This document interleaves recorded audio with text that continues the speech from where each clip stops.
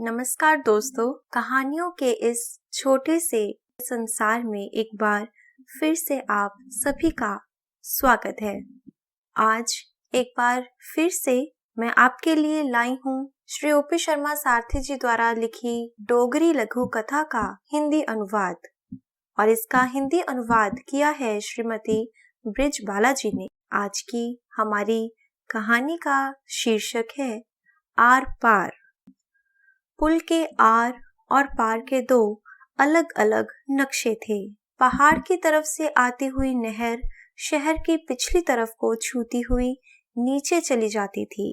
नहर पर पुल था और पुल के इस ओर पक्की इमारतें, बड़े बाजार, बड़े करियाने वाले और ऊंचे होटल थे।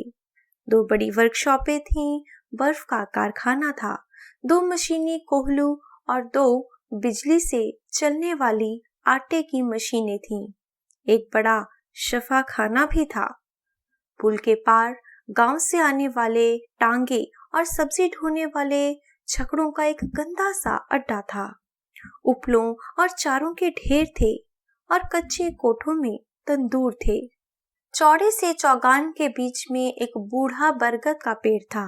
उसके आसपास पत्थरों के साथ ढके हुए कीचड़ की एक तरफ बैठा डोलू सुबह से शाम तक टांगों के लिए चक्के बनाता था, उनके ऊपर रबड़ चढ़ाता था, घोड़े को नाल लगाता था और टांगों के लिए तरपाल और लगामों की सिलाई करता था।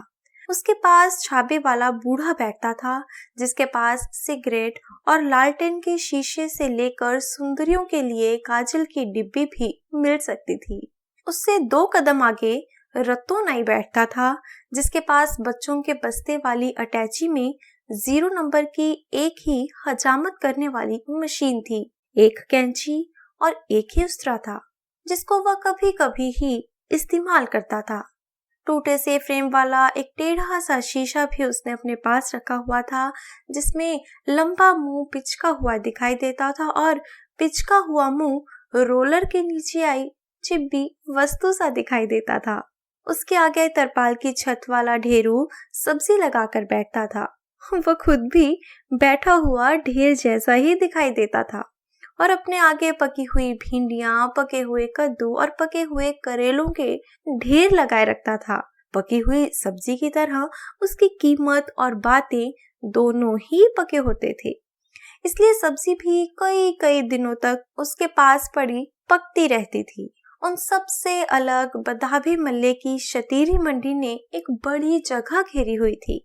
उनमें 10-12 पांडी, एक मिस्त्री और 2 मुनीम इतना अमला काम करता था। चतरू, बेली और चुन्नी तीनों शतीरी मंडी के काबिल पांडी थे। मंडी इनके कारण मशहूर थी और तीनों मंडी के कारण। तीनों लंबी लंबी शक्ल वाले, लंबी मूंछों वाले और तीनों रिष्ट पुष्ट शरीर वाले थे। उनके लिए ये मशहूर था कि 20-25 ट्रकों की कानबाई उनके आगे 5 मिनट से ज्यादा टिक नहीं सकती। सारे पांडी रोज शाम को मंडी का काम खत्म करके नहर के किनारे तेल लगाकर कसरत करते थे।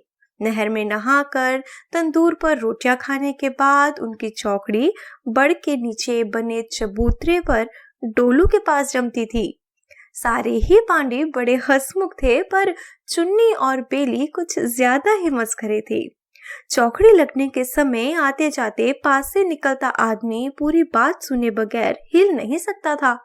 सीधी बात भी वह अपने बड़े ढंग से बनाकर सुनाते थे। हे भाई, एक महाजन को 500 की भैंस तथा कट्टू बेचा। साथ में गुज्जर को आहिस्ता से बताया, यार कट्टू बड़ा लाडला है, इसे लाड़ लड़ाते रहना। इस पर सब हंसते। उनमें से एक बीच में से बोलता, तूने बात भी की और शर्म के मारे हम हंस भी पड़े। संबंध क्या बना? ओ पागल, तुमने देखा नहीं, रोलू ने लगाम की सिलाई के 5 रुपए लिए और रेड़े वाले से कह रहा था, यार जरा घोड़े को संभाल कर डालना। हंसी में एक आवाज ऊंची होती थी, ए वे, तू हंसना किसी बंदर से सीख कर आया है? और जवाब मिलता था, सिखाई चाहे बंदर ने की हो या बंदे ने, पर हंस तो मैं अपने मुंह से रहा हूँ। बातें तो तुम चौड़े होकर और कंधे हिला हिला कर करते हो, और 6 फुट की शतीरी जोर लगा लगा कर सिर्फ कंधे तक पहुंचाते हो। यार, तुम अपनी औकात देखकर बात मुंह से निकाला करो। बूढ़ी घोड़ी और लाल लगाम। रोटी खाते हुए तो तू 3 बार आराम करता है। यारो, बात कैसे करता है? जैसे औरंगजेब के किले को इसी ने निशाना बनाया हो। चलो भाई, अब सारे अपने मुंह को लगाम लगाओ और चले चलो। चतुर अपने कपड़े झाड़ता हुआ उठ खड़ा होता था, और फिर सारे लोग मंडी में आकर अपने अपने कमरे के आगे लगे शतीरियों के ढेर पर बैठकर रात को बड़ी देर तक रसीली पाखें यानी लोक गीत गाते रहते थे। मंडी के बिल्कुल सामने एक अहाता था, जिसके बीच में पुरानी ढंग की 3 मंजिला हवेली थी। उसके फाटक पर चौकीदार बैठा रहता था। चौकीदार सबको पहचानता था। सब लोग सांझ के समय काम खत्म कर मंडी से बाहर निकले। सबने देखा बहुत सारे मजदूर हवेली को ढाने में लगे हुए हैं। हवेली फिर से बनने लगी है? चतुर ने 2 पग आगे बढ़कर चौकीदार से पूछा। नहीं, जगह समतल कर रहे हैं। फिर यहाँ क्या बनेगा? बेली ने पूछा। यहाँ सिनेमा बनने लगा है, चौकीदार ने सुनाया। यारो, बहुत ही बेअक्ले लोग हैं। बनी बनाई हुई हवेली तोड़ रहे हैं। इतनी अधिक जगह पड़ी है, हवेली खड़ी रहने देनी चाहिए थी। सिनेमा हॉल इधर उधर बना लेना था। चतुर ने ठोडी को नीचे लटकाते हुए कहा। दिन ढलते ही चौकड़ी जब रोलू के पास जमने लगी तो चुन्नी ने बैठते ही बात की। भाई बेली, अच्छी रौनक हो जाएगी। ये हम और ये हमारा सिनेमा घर। चुन्नी ने भूमि पर लकीरें खींचकर सबको सिनेमा का स्थान बताया। बेली ने समझाया, यहाँ से उठना और वहां बैठ जाना। पहले हम सिनेमा नहीं देखते थे, मिस्त्री ने कहा। सिनेमा देखने जाते थे या थकने जाते थे? वापस लौटते गीतों के बोल ही भूल गए होते थे। पास में बन जाएगा तो रोज देखने का मन नहीं करेगा। सिनेमा की रट लगाई हुई है, मुफ्त में खर्चा बढ़ जाएगा। जानवर ये नहीं सोचते, चतुर ने मुंह बनाते हुए कहा। इसका खर्चा कुछ ज्यादा नहीं, बेली बोला। इलाके में रौनक होने लगी है, ये नहीं सोचता।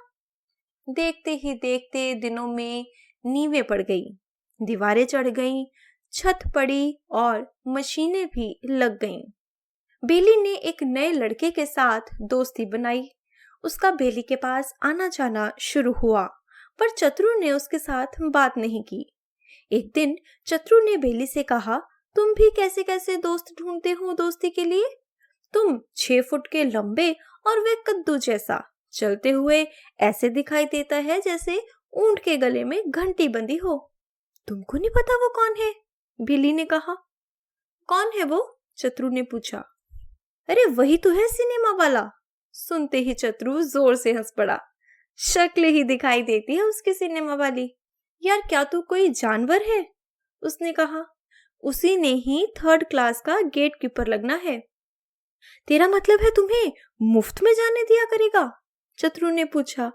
मुफ्त में तो नहीं, पर टिकट तो ला दिया करेगा। सिनेमा चलने वाला दिन भी पास आ गया। सिनेमा के अहाते में, सिनेमा के बाहर पान, सिगरेट और चाय वाली दुकानें खुल गईं। टांगे का अड्डा पक्का बन गया।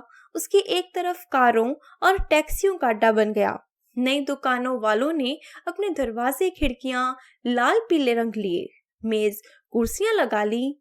उनके देखा देखी तंदूर वालों ने भी अपने तंदूरों के मुंह माथे रंग लिए। सुंदर सुंदर कैलेंडर अंदर टांग लिए, मेज कुर्सियां लगा ली। दुकानें, चाय और रौनक बढ़ गई। इलाके में रोशनी ज्यादा बढ़ गई। पुल के पार का हिस्सा कपड़े तो नए नए पहनने लगा, पर पांडियों और मजदूरों को एक मुश्किल महसूस हुई। सारे कसरत करते थे और दुकानों से दूध दही पीते थे, पर आहिस्ता आहिस्ता दूध दही के साथ साथ उनका प्याज, धनिया और चारे की भी मुश्किल होने लगी। दूसरी बात, सारे आदमी थोड़े बहुत पैसे देकर तंदूर में रोटियां भी लगवा लेते थे, और अगर दिल करता तो वहीं खा भी लेते थे। दाल सब्जी की कोई परवाह नहीं करता था। लेकिन अब एक तो तंदूर वालों ने मेज कुर्सियां लगा ली थी। रौनक बढ़ने के कारण उनके ग्राहक भी बढ़ गए थे, इसलिए उन्होंने अपनी कीमतें भी बढ़ा ली थी। रोटियां लगाने में आनाकानी करने लग पड़े थे। दूध दही वालों ने नई दुकान खुलने के कारण दही जमाना छोड़ दिया था और नई दुकान वाले उधार नहीं करते थे। तो ये था दोस्तों आज की हमारी कहानी आर पार का पहला भाग।